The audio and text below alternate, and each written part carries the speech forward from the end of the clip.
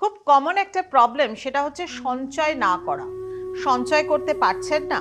আচ্ছা, আপনি কি খরচাটাকে কন্ট্রোল করতে পারেন? খরচা কন্ট্রোল করলে তবেই না সঞ্চয় করতে পারবেন, তাই না? কিন্তু মাঝে মাঝে নিজেদের নিডসের বাইরে গিয়েও ছোট ছোট লাক্সারি করবার দরকার পড়ে। ছোট ছোট লাক্সারি কিন্তু আপনার মুডকে আপলিফট করতে পারে, আপনার মোটিভেশনকে সুন্দর করতে পারে এবং আপনার মুডকে আরো ব্রাইটেন করতে পারে। তো enjoy enjoy small luxuries, but within limit. লিমিটের মধ্যে। লিমিটটা ক্রস করে কারা যায় জানেন?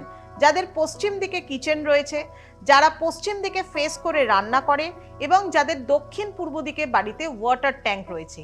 এই তিনটে ধরনের বাস্তুদোষ থাকলে তারা কিন্তু কখনো সঞ্চয় করতে পারেন না বা খরচাকে কন্ট্রোল করতে পারেন না। দেখুন, নিডসের বাইরে ছোট ছোট লাক্সারি করবার দরকার আছে, কারণ নিজেদেরকে মনের দিক থেকে মনকে ভালো রাখবার জন্য।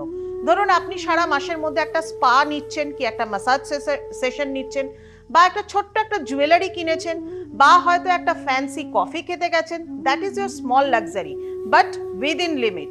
লিমিট যাতে ক্রস না হয়ে যায়, বাড়িতে এই ধরনের বাস্তু দোষগুলোকে অ্যাভয়েড করবার চেষ্টা করুন।